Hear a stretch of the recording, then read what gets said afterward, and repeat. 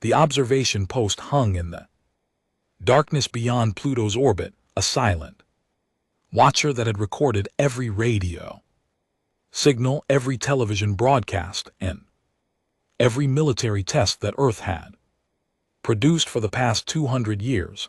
Inside the Galactic Council's monitoring station, Commander Voran reviewed the data for what felt like the 1000th time. The blue-green world spinning peacefully in the holographic display seemed so fragile, so utterly unprepared for what was coming. Earth had been chattering into the void for centuries, now announcing its presence to anyone who cared to listen. They had split atoms, launched primitive chemical rockets, and even sent small probes to their neighboring planets. By all Council standards, they were in the early stages of technological development.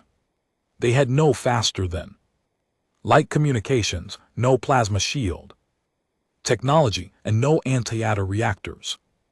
Their most powerful weapons were still based on controlled nuclear fission, technology that most galactic civilizations had abandoned 10,000 years ago. Or sighed and transmitted his final report to the Council chambers on Nexus Prime. His conclusion was simple and matched every analysis before it. Earth was defenseless by galactic standards.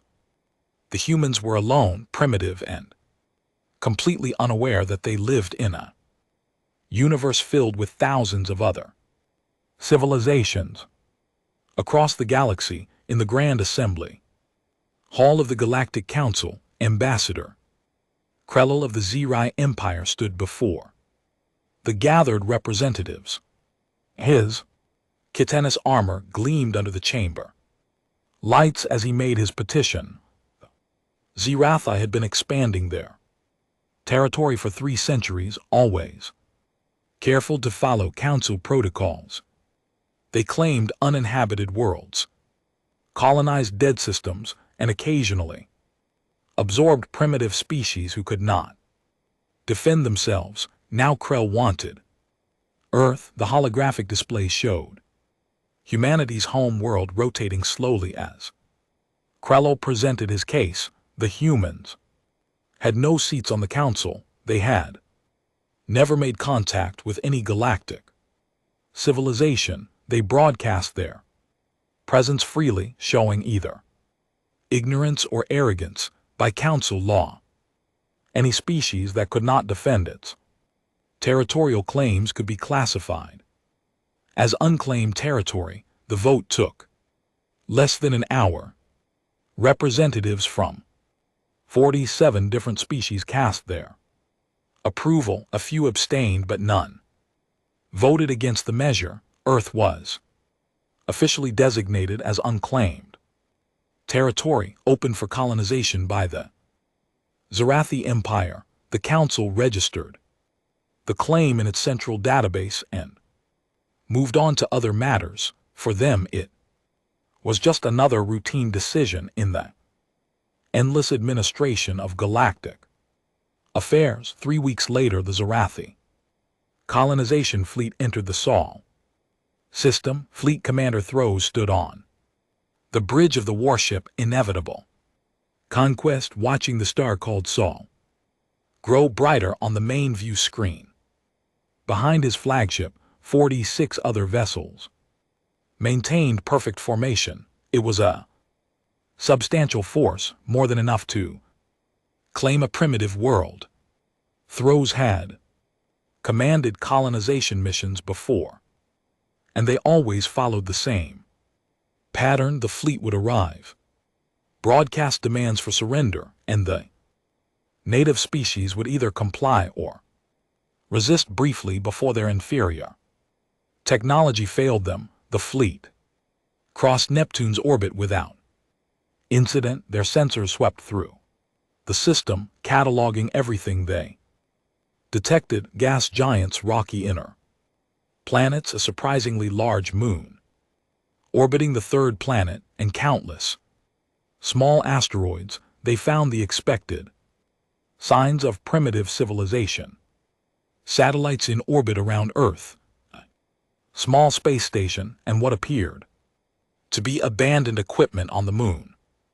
Everything matched the observation data perfectly. Throws ordered his communications officer to broadcast the standard surrender demand on all frequencies. The message was simple and had been translated into the dominant human languages. The Zarathi Empire now claimed this system. All human vessels were to power down immediately. All military installations were to stand down. Resistance would be met with overwhelming force, but cooperation would be rewarded with fair treatment.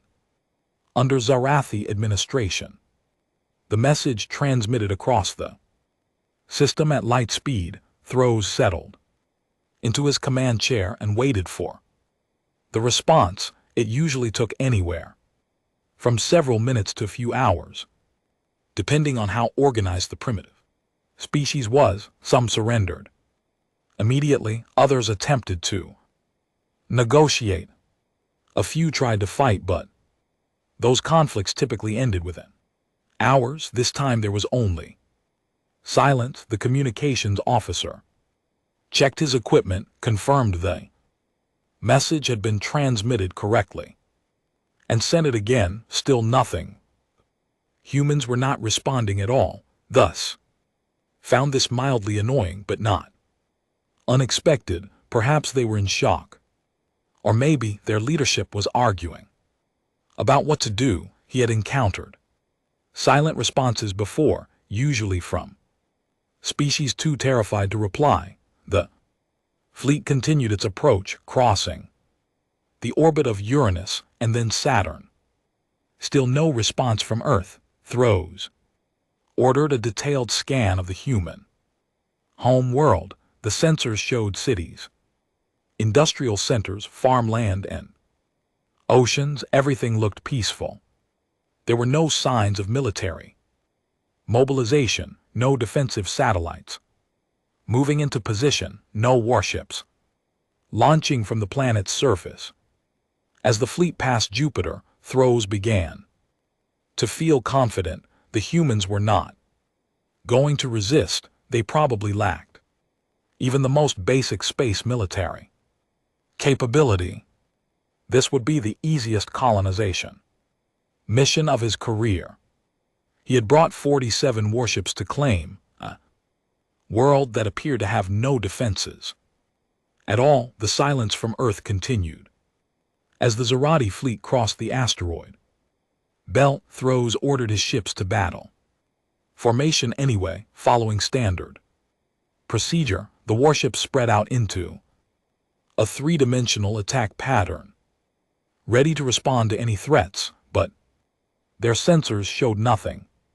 No human vessels, no defensive installations, no weapons platforms. Mars passed to their starboard side, its red surface reflecting the distant sunlight. Throws pulled up the tactical display and studied the space between his fleet and Earth. Empty, completely empty except for a few human satellites that posed no threat whatsoever. He allowed himself a small smile. The council had been right to approve this claim. The humans were defenseless. On Earth, billions of humans went about their daily lives, unaware that an alien fleet was approaching their world. They drove to work, attended schools, watched entertainment programs, and argued about politics. Some astronomers noticed unusual readings in deep space, but these were dismissed as sensor errors or natural phenomena. The world's military forces maintained their normal routines, monitoring each other rather than watching the stars. In the silent darkness between Mars and Earth, something waited. No radio signals gave away its position. No heat signatures marked its location. No visible light reflected from its Surface, it simply existed in the cold. Vacuum, invisible to the approaching. Zarathi fleet, Throws checked the chronometer. They would reach Earth. Orbit in approximately 6 hours. He planned to position his fleet around the planet, make another surrender demand, and then wait. If the humans still refused to respond, he would begin with a demonstration of power, a few missile strikes on uninhabited areas, usually convinced primitive species that resistance was futile. The fleet commander had no way of knowing that Earth had been listening for 200 years. The humans had heard the galaxy's chatter, studied its signals, and learned its lessons. They had observed how civilizations announced themselves, how they broadcast their presence, and how those who made the most noise often died first. Earth had chosen silence, and in that silence, humanity had prepared for this exact moment. The Zarathi fleet crossed the orbit of Mars in perfect formation. And that was when everything changed. Lieutenant Sack, the sensor operator, aboard the inevitable Conquest, stared at her display with growing confusion. The readings made no sense. Where there had been empty space moments before, her instruments now showed gravitational anomalies. Massive gravitational anomalies. She ran a diagnostic check on her equipment, convinced there must be some malfunction. The diagnostic came back clean. The readings were real. Something enormous was moving in the darkness ahead, objects that created gravitational distortions consistent with artificial structures of incredible mass, but her optical sensors showed nothing. Her thermal scanners detected no heat signatures. Her radio detection equipment heard only silence. Sarak reported the anomalies to Commander Throws. The fleet commander studied the sensor data with increasing irritation. His fleet had crossed most of the Sol system without detecting anything unusual, and now suddenly there were massive objects appearing on sensors. It had to be some kind of sensor error, or perhaps unusual magnetic fields around Earth affecting their instruments. Then the objects began to move all across the Zarathi fleet. Sensor operators reported the same thing. Gravitational anomalies were changing position, spreading out into what appeared to be a defensive formation between the fleet and Earth. Throws ordered his tactical officer to calculate the size of the objects based on their gravitational signatures. When the numbers appeared on his display, he felt his blood temperature drop. Each object massed more than his entire flagship. There were at least 3 of them, possibly more. They were shaped roughly like elongated triangles, wider at one end and tapering to a point.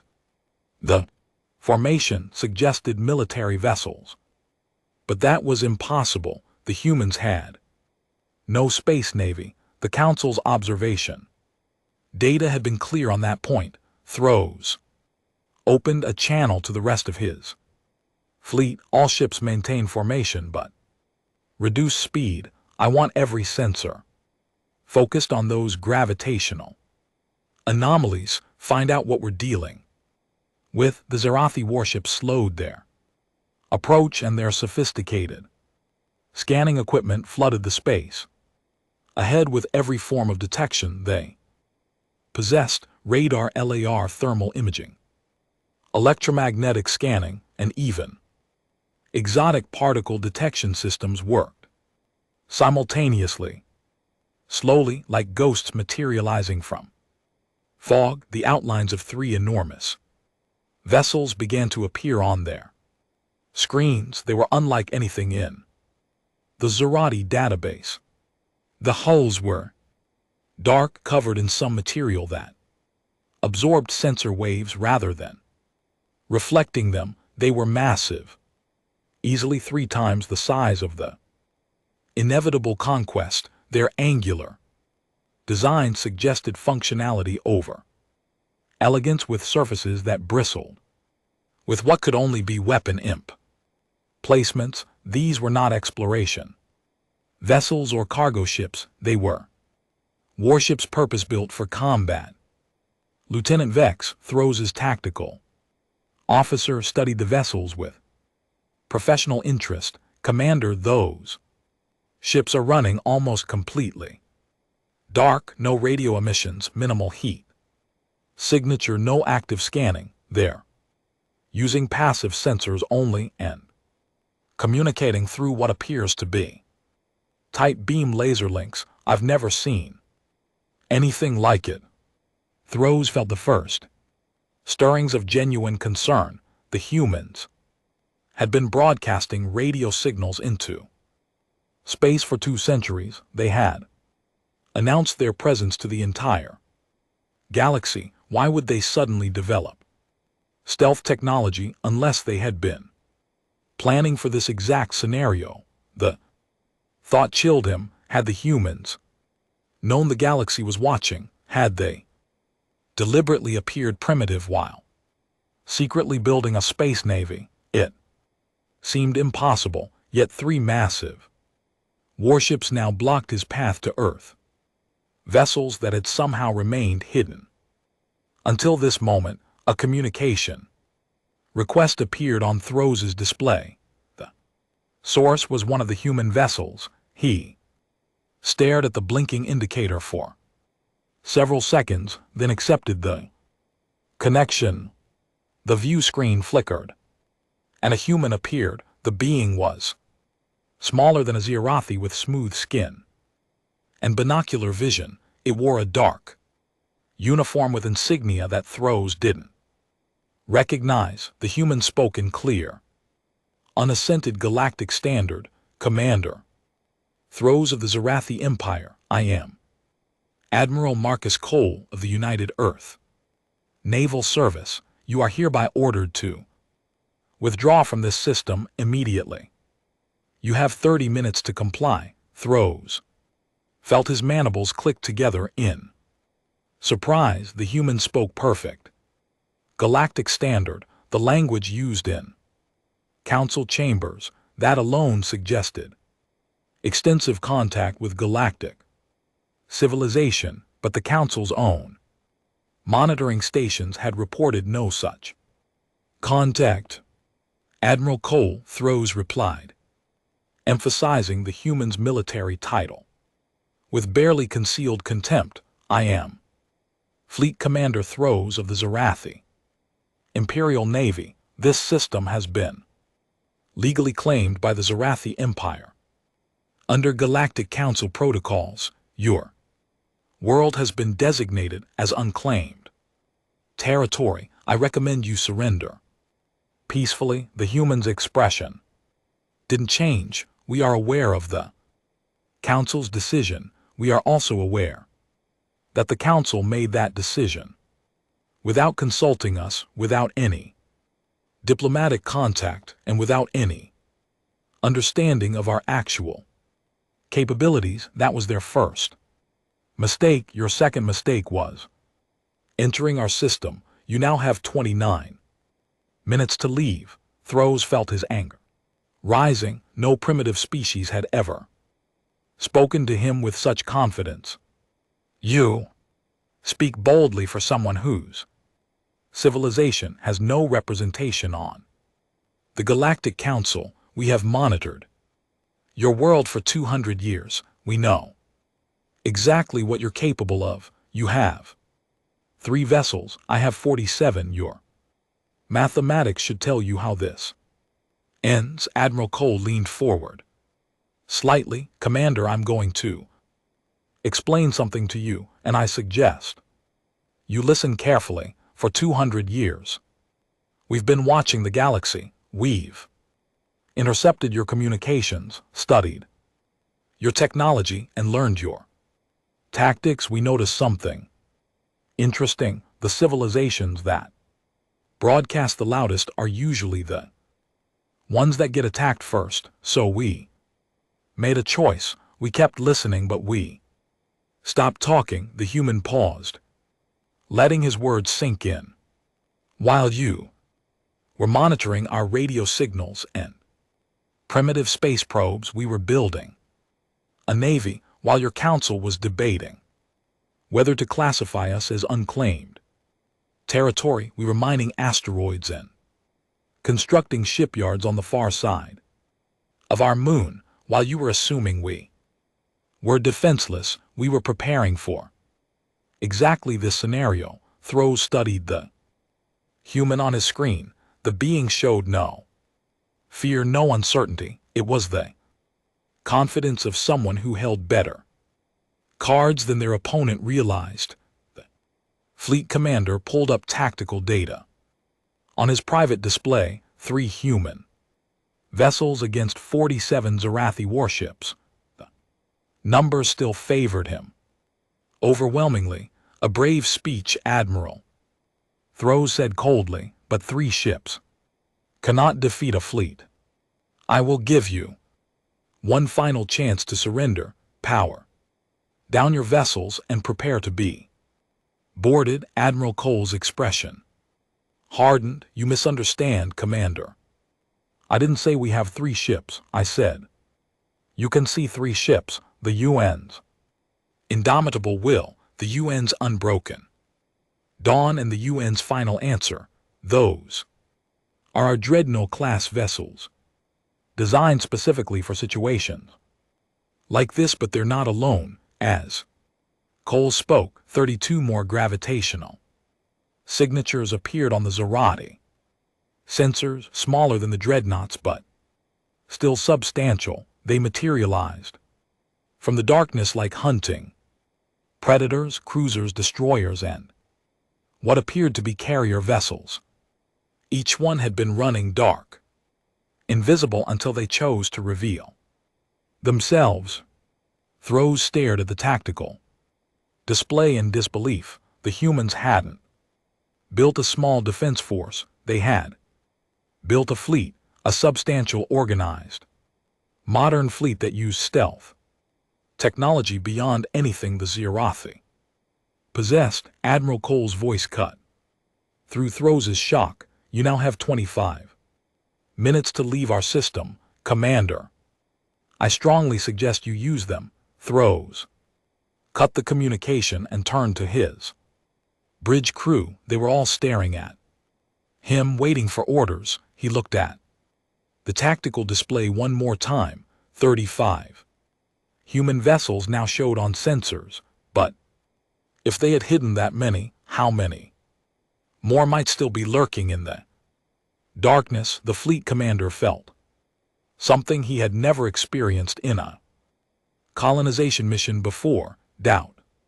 He pushed the feeling aside and straightened in his command chair. All ships weapons free. Prepare to engage the enemy. The Zarathi fleet opened fire first. 47 warships unleashed their weapons simultaneously, and space lit up with destruction. Plasma lances crossed the darkness at near light speed. Their superheated energy capable of melting through meters of standard armor plating. Missile swarms launched from every vessel. Hundreds of guided weapons programmed to overwhelm defensive systems through sheer numbers. The barrage was devastating, the kind of opening salvo that had broken dozens of primitive civilizations. The human fleet did not scatter. They did not try to evade.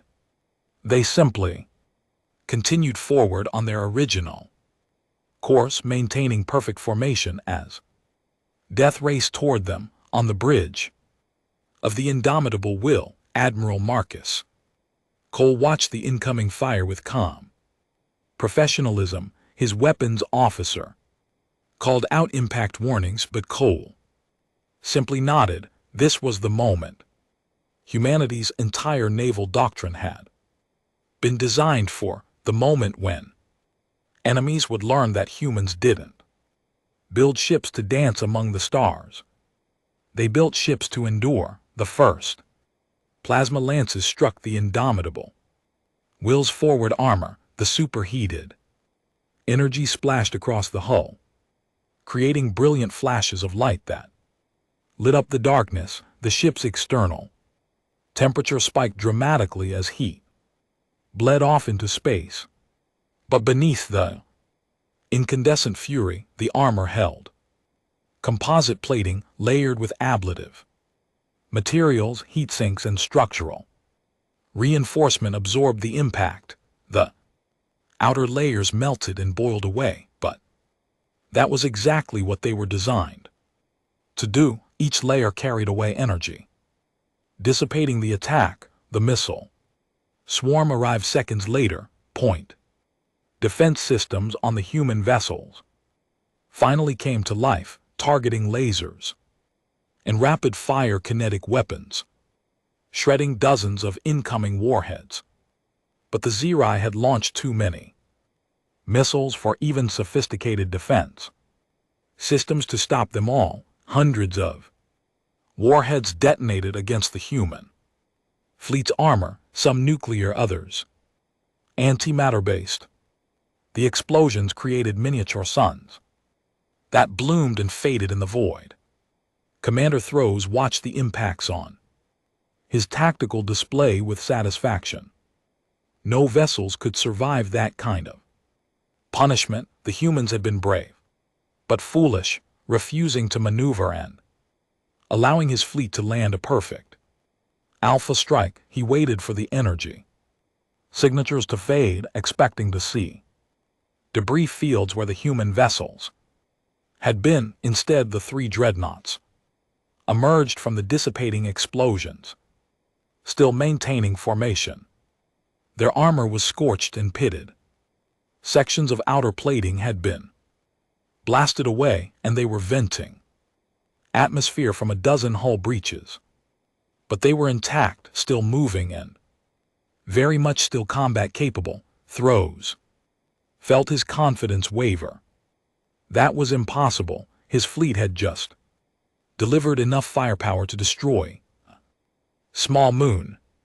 Those ships should be nothing but expanding clouds of superheated gas. Admiral Cole's voice came over the open communications channel broadcast so every ship in both fleets could hear. Commander Throws, you've just demonstrated why your doctrine fails against human vessels. You build ships that rely on shields and maneuverability. We build ships that can take a hit and return fire. Now let us show you our doctrine. The indomitable Will's main batteries open fire. Rail guns designed to accelerate tungsten rods to 15% of light speed discharge with tremendous energy releases. The projectiles were simple solid metal rods without explosives or guidance systems. They didn't need them. At relativistic velocities, even small objects carried devastating kinetic energy. The first rod struck a Zarathi cruiser amidships. The vessel's plasma shields, designed to dissipate energy weapons, did absolutely nothing against solid matter moving at 45,000 km/s. The tungsten rod punched through the shield, through the hull, and out the other side. The kinetic transfer was so violent that the cruiser literally tore itself apart, breaking into three large pieces that tumbled away, trailing debris and bodies. The second dreadnought, Unbroken Dawn, fired a full broadside. 20 railgun rounds launched simultaneously, creating a deadly pattern that swept through the Z-Wrath formation. 4 more vessels took direct hits. 1 destroyer simply vanished, converted to plasma by the kinetic impact. 2 frigates suffered catastrophic damage and went dark, their power cores destroyed. A heavy cruiser survived the initial impact, but began tumbling out of control, its engines shattered. The final answer, true to its name, demonstrated why the humans had chosen that particular designation. The Dreadnought opened fire with its main weapon, a mass driver of truly terrifying scale. The projectile it launched was the size of a small building, accelerated to extreme velocity by magnetic coils running the entire length of the ship. When that weapon hit a Zerati battle cruiser, the result was catastrophic. The target vessel crumpled like paper, its structure unable to withstand the forces involved. Secondary explosions rippled along its hull as power systems overloaded and ammunition cooked off. In less than 3 minutes of combat, the Zeroy fleet had lost 8 vessels. Throws stared at his tactical display in horror. His carefully organized formation was dissolving into chaos. Ships were breaking formation, trying to find range where they could engage without being in the direct line of fire from those monster rail guns. The human cruisers and destroyers joined the battle. They were faster than the Dreadnoughts, spreading out to engage targets across the Zerathi formation. Their weapons were smaller but no less effective. They fired in coordinated patterns, multiple ships targeting single enemy vessels to overwhelm their defenses. A Zerai destroyer took 3 rail gun hits within 2 seconds and broke apart. A frigate attempted to evade but ran directly into fire from a human cruiser and was bicted. What terrified Throws most was how the humans fought. They didn't dodge or weave. They selected targets close to optimal firing range and systematically destroyed them. When they took damage, they simply absorbed it and kept fighting. A human destroyer lost its entire bow section to a plasma lance hit but continued firing its aft weapons until a second hit finally disabled it. Even then it didn't explode. The crew apparently sealed the damaged sections and prepared for boarding actions. The Zerathi had never encountered an enemy like this. Most species built vessels designed to avoid damage. The humans had built vessels designed to endure damage and dish out worse in return. It was a fundamentally different approach to naval combat, and it was terrifyingly effective. Thross's tactical officer shouted a warning.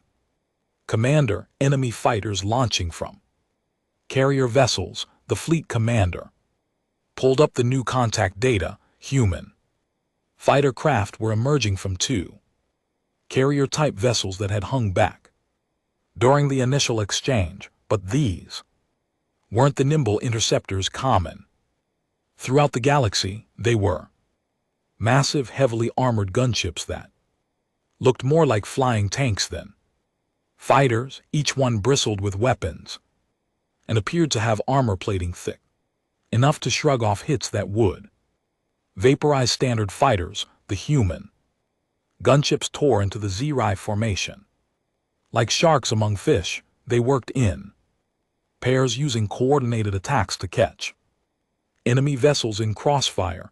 A Zerai corvette attempted to evade but found itself trapped between 2 gunships. Both humans fired simultaneously, and the corvette ceased to exist. The gunships didn't even slow down. Immediately moving to their next target, Throws realized with growing horror that his fleet was being systematically dismantled. In 20 minutes of combat, he had lost 23 vessels. Nearly half his fleet was either destroyed or too damaged to continue fighting. The human casualty stood at 2 destroyers disabled and 1 cruiser with moderate damage. The exchange ratio was insane. Even worse, the Zerathi crews were Starting to break, ships were falling. Back without orders, captains making independent decisions to withdraw rather than face those terrifying human weapons. Throws tried to rally his fleet, but his voice no longer carried the authority it once had. Fear had entered the equation, and once fear took hold of a military force, collapse followed. Quickly, the indomitable will fired. Again, its rail gun sending another volley of tungsten death into the Ziyarathi formation. 2 more ships died. One instantly, and one after a brief period of secondary explosions. Throws watched them die and finally accepted what his pride had refused to acknowledge. He was losing. The humans were winning, and if he didn't act now, his entire fleet would be destroyed. Throws opened a channel to his remaining vessels. All ships execute emergency withdrawal. Jump to rally point Sigma 7. Immediately, the order was met with almost shameful relief. The surviving Zarathi vessels turned away from Earth and began charging their faster than light drives, but as they did, they discovered the final piece of human tactical planning. The smaller human vessels had been hurting them throughout the battle, using their positioning to drive the Zirai fleet into a specific area of space, right into the engagement range of 6 human cruisers that had been waiting in silent ambush. The emergency session of the Galactic Council convened 12 hours after the battle in Sol system. Representatives from 247 species filled the Grand Assembly Hall on Nexus Prime, and every single one of them had reviewed the engagement data. The footage had been transmitted by automated monitoring stations, captured from multiple angles, and verified by independent sources. There could be no doubt about what had happened. Ambassador Krellel stood in the center of the chamber, his chitinous armor no longer gleaming. He looked diminished somehow, as if the weight of what his people had set in motion had physically reduced him. He had watched the battle recording 17 times, and each viewing made the situation clearer. Zarathi Empire had sent 47 warships to claim a primitive world. 29 of those vessels had been destroyed or disabled. The remaining 18 had fled the system. Disorder. The humans had lost 2 ships.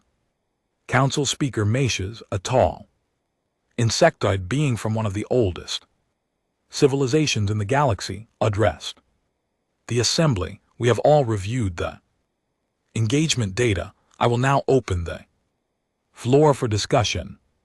However, I must first address the question that everyone is thinking: how did we not know about Earth's military capabilities? The Director of Observation Operations, a floating jellyfish-like creature named Yenith, activated his communication device. His translated voice filled the chamber. The observation posts have monitored Earth for 200 years. We have comprehensive data on their radio broadcasts, their technology development, and their space exploration efforts. Based on all available information, Earth appeared to be a civilization in the early stages of spacefaring development. They had no faster than light capability, no energy shields, and no anti-matter technology.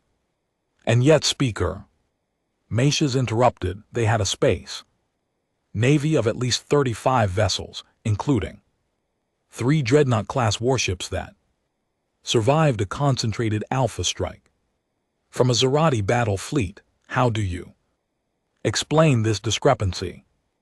Yenith's form pulsed with what might have been embarrassment. After reviewing the engagement data, we believe the humans deliberately concealed their military development. They continued broadcasting civilian communications, while conducting all military research and construction in radio silence. They built their shipyards on the far side of their moon, used laser-based communications that left no detectable signature, and employed stealth technology that rendered their vessels effectively invisible to our sensors. A representative from the Torval consortium spoke up. Are you saying that a primitive species outsmarted the Council's observation network? Not primitive. When came a new voice. Admiral Sarah Chen appeared on the central holographic display transmitted via quantum link from somewhere in Sol system. She wore a dark blue uniform with silver insignia, and her expression was one of calm professionalism. The Council has made a fundamental error in classification. You observed our civilian technology and assumed that represented our total capabilities. It did not. The chamber erupted in noise. Representatives shouted questions, demanded explanations, and argued among themselves. Speaker Meishes eventually restored order and addressed the human directly.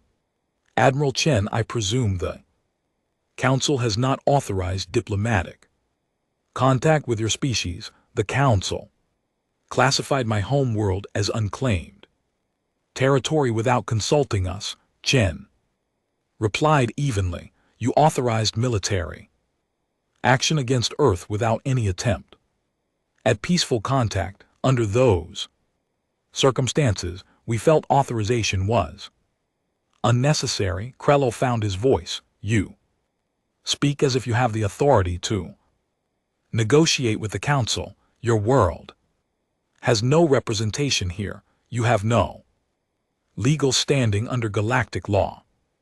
Chen's expression hardened. Commander Thrust said something similar before we destroyed his fleet. Let me be very clear about something. We don't need your permission to exist. We don't need your authorization to defend ourselves. And we certainly don't need representation on a council that makes decisions about us without consulting us. Another representative stood. This one from a mammalian species called the Drex. Admiral, the Council means no disrespect, but you must understand our position. The galaxy operates under established protocols. Species must reach certain technological milestones before they are granted Council membership. Earth has not met those requirements. What requirements? Chen asked. Faster than light travel. We achieved that 40 years ago, but kept it quiet. Antimatter power generation. We have 16 reactors currently online. Energy shield technology. We chose armor instead. As your people discovered, what other requirements do we need to meet? The Drex representative sat down, apparently unable to answer. Speaker Meishes studied the human admiral with newfound interest. You've had faster than light capability for 40 years. That would mean you achieved it during your planetary information age. That's remarkably fast technological progression. We had motivation. Chen said simply. When we first detected your observation post watching us, we had a choice. We could announce ourselves and hope for peaceful contact, or we could prepare for the possibility of hostile contact. We studied galactic communications and noticed a pattern. Civilizations that broadcast loudly often became targets. The quiet ones survived longer, so we made a decision. We kept broadcasting our civilian signals to make you think we were still primitive, but we went silent on everything that mattered. Ambassador Krello felt compelled to speak again. You deceived the entire Galactic Council. We protected ourselves. Chen Corrected, and we were right to do so. The moment the Council designated Earth as unclaimed territory, the Zerai sent a military fleet to conquer us that vindicated 200 years of preparation. Speaker Meishes raised a manipulator. Appendage for silence, Admiral Chen. Help us understand something. Your species split the atom and immediately used it as a weapon. You fought devastating wars among yourselves. You damaged your own planet's ecosystem through industrial activity.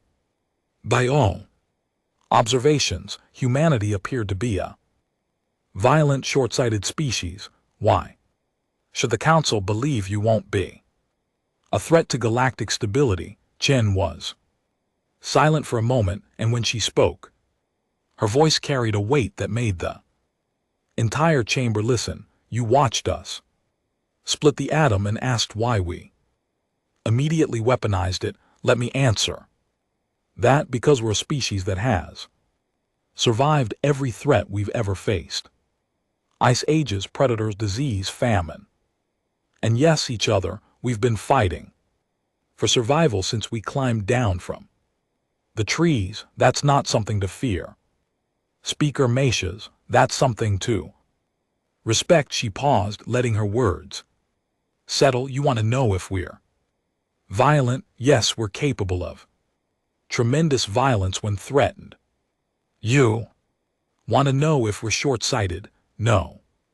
We spent 200 years preparing for a threat we hoped would never come. You want to know if we're a danger to galactic stability? That depends entirely on how the galaxy treats us. The Admiral pulled up a display showing Earth's fleet. 47 vessels hung in formation around their home world, and the display clearly showed that more were under construction in the lunar shipyard. When the Zerati sent 47 ships to conquer us, we made sure we had the capability to match them. That's not aggression, Council members. That's deterrence. We built one ship for every vessel they sent, and will continue building until we're confident that no one will make the same mistake twice. New voice entered the discussion. It came from the gallery reserved for observing species, civilizations that attended Council sessions but rarely spoke. The Vexthari were an ancient race, older than most of the current Council members combined. They had watched civilizations rise and fall for millions of years, and when they spoke, even the most arrogant representatives listened. The Vexthari delegate was a crystalline being that communicated through modulated light. The translation appeared as text on every display. We have seen species like humanity before. They emerge from worlds where survival required constant struggle. They develop technology rapidly because survival demanded it. They weaponize everything because threats came from all directions. These species follow one of two paths. They either destroy themselves in their own violence, or they become the galaxy's greatest defenders. The crystalline being pulsed with additional light. Earth has survived itself. They did not use their nuclear weapons to extinction. They did not destroy their ecosystem beyond recovery. They learned to cooperate despite their differences. This species has passed the test that destroys most aggressive civilizations. They have survived themselves. Speaker Meishes considered this statement carefully. What are you suggesting, honored elder? That the Council made a grave error, but one that can be corrected. Earth should be granted immediate protected status. No claims may be filed against their system. No military action may be authorized against them. And diplomatic channels should be opened immediately to establish formal relations. Krello protested immediately. The Vexari suggest we reward the species that destroyed a Zeri fleet, the Vexaris. Light pulsed in what might have been amusement. No, Ambassador Krell, we suggest you recognize reality. Earth has a functioning space navy that proved capable of defeating a substantial military force. They have faster than light technology, they have advanced weapon systems, and most importantly, they have demonstrated the will to D3. Months after the battle in Sol system, the Galactic Council chamber looked very different. A new seat had been installed in the assembly, marked with the symbol of Earth. It remained empty for now as humanity continued to debate whether they wanted representation in a body that had recently tried to authorize their conquest, but the empty chair sent its own message. Earth existed, Earth was powerful, and Earth could no longer be ignored.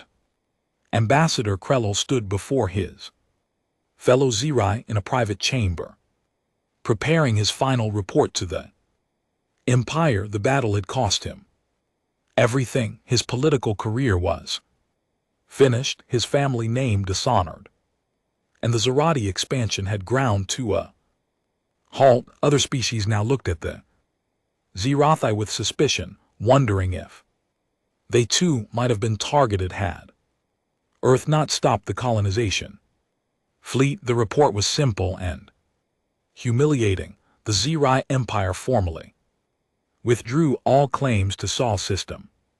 They agreed to pay reparations for the attack, though the humans had oddly requested medical supplies and scientific information rather than territory or resources. Most painful of all, the Zerathi acknowledged that they had grossly underestimated Earth's capabilities and apologized for the unprovoked military action. Krell sealed the report and transmitted it to the Imperial Council. Then he sat alone in the darkened chamber, thinking about how quickly everything had changed. 3 months ago, the Zerathi had been an expanding power with ambitions of becoming a major galactic player. Now, they were a cautionary tale, the species that had tested Earth and lost. Across the galaxy, other civilizations were rapidly revising their assessments of humanity.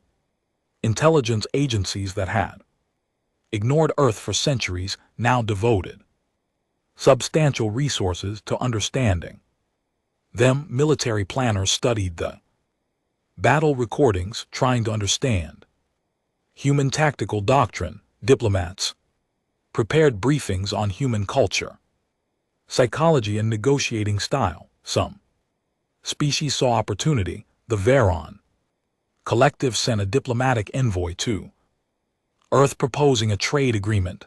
The humans had raw materials and needed advanced technology. The Veron had technology and needed resources. It was a mutually beneficial arrangement, and after careful negotiation, Earth signed its first interstellar treaty. Other species saw threat. The Culture Dominion, a militaristic civilization with territorial disputes against several neighbors, began a crash program to develop weapons similar to the human rail guns. They had watched Earth's kinetic weapons tear through Zeri shields and armor, and they wanted that capability for themselves. Several other military powers did the same, setting off a small arms race in certain sectors of the galaxy, but most species simply watched and waited, trying to understand what humanity's emergence would mean for the established galactic order. The Vexthari had been right about one thing: species that survived themselves often became defenders of peace, having learned the true cost of war through bitter experience. But whether humanity would follow that path remained to be seen on Earth. The debate about galactic involvement consumed political discussion. Some argued for immediate council membership, believing that humanity needed a voice in galactic affairs to prevent future misunderstandings. Others advocated for continued isolation, pointing out that the council had proven itself untrustworthy. Still others proposed a middle path: engagement without membership, maintaining Earth's independence while building relationships with trustworthy species. Admiral Sarah Chen sat in her office at Earth Naval Command, located deep inside the lunar military complex. Before her, holographic displays showed the current disposition of the Earth fleet. 47 combat vessels were operational, with another 30 under construction. The shipyards had expanded dramatically since the battle, and construction timelines had accelerated. Within 2 years, Earth would have over 100 military vessels, a fleet that would make them a significant power by any galactic standard. A knock at her door interrupted her review. "Come in," she called, and Admiral Marcus Cole entered. He looked tired but satisfied, having just returned from a diplomatic mission to the Ven home world. "How did it go?" Chen asked. Cole settled into a chair and grinned. "Better than expected. Veron are genuinely interested in partnership, not domination. They were impressed that we asked for medical technology and educational materials as reparations from the Zerati instead of territory or weapons. Apparently most species would have demanded strategic assets. Most species didn't just prove they could defend their strategic assets," Chen replied. "We don't need the Zeroth's territory. We need to improve our medical technology and understand galactic science better. That's worth more than a few star systems. We don't have the population to settle anyway." Cole nodded agreement. The Vaughn also mentioned something interesting. Several species have approached them asking about Earth's intentions. Everyone wants to know if we're planning to expand aggressively or if we're content with defending Sol system. "What did you tell them?" "The truth. We have no territorial ambitions beyond our own system. We're not interested in conquest or colonization, but we will defend ourselves and any allies we make with overwhelming force, if necessary." Chen considered this. "Did they believe you?" "I think so." The Vaughn diplomat said something that stuck with me. He said that species which have known real war rarely seek it out. Afterward, they understand the cost too well. He thinks humanity will be a stabilizing force in the galaxy because we know what destruction looks like. The Admiral pulled up a new display showing a political map of the local galactic sector. Dozens of species, hundreds of star systems, and countless competing interests, all jostling for position. "I hope he's right, Marcus, because from where I'm sitting, this galaxy looks like Earth in the 20th century. Multiple powers, shifting alliances, territorial disputes, and no one with the authority to enforce peace. That's why they're afraid of us." Cole said quietly. "We're not just another minor species trying to find a place in the existing order. We're a completely new factor with unknown intentions and proven military capability. That makes us unpredictable, and unpredictability frightens established powers." Chen stood and walked to the window. Through the transparent aluminum, she could see Earth hanging in the black sky, a blue and white marble that held 8 billion humans behind her. Cole waited silently, understanding that his Superior was working through something important.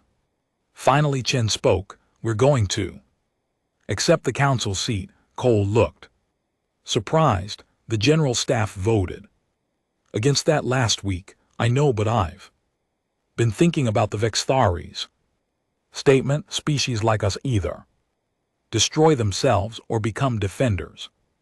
We've proven we won't destroy ourselves.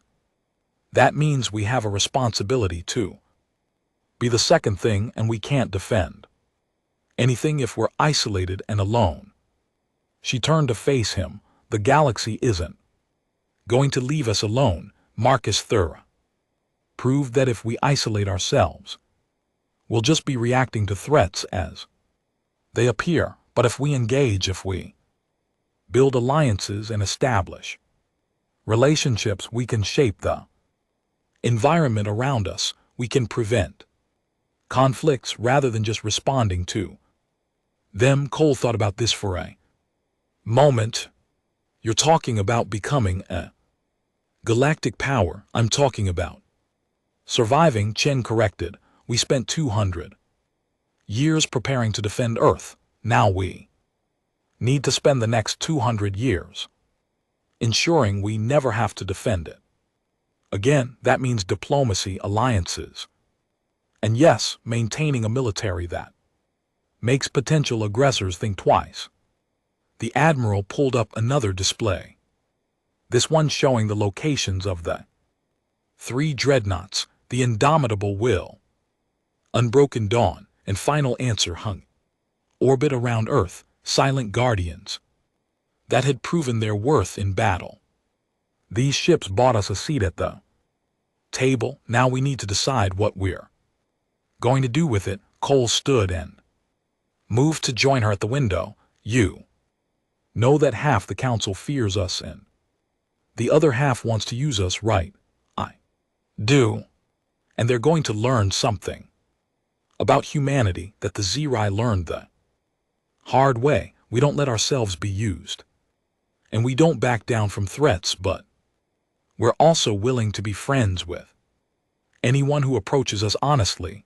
The galaxy needs to understand that we're not interested in their games. We're interested in survival, growth, and peace. In that order, far across the galaxy, in the observation post beyond Pluto's orbit, Commander Voran reviewed the latest data from Earth. The planet was no longer broadcasting chaotic civilian signals mixed with military tests. Instead, there were structured communications, diplomatic channels, and organized traffic between Earth and several other species. The humans were engaging with the galaxy, but on their own terms.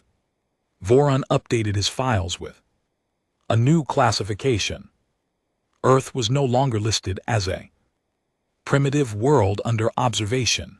The new designation read, Major Power. Handle with diplomatic caution.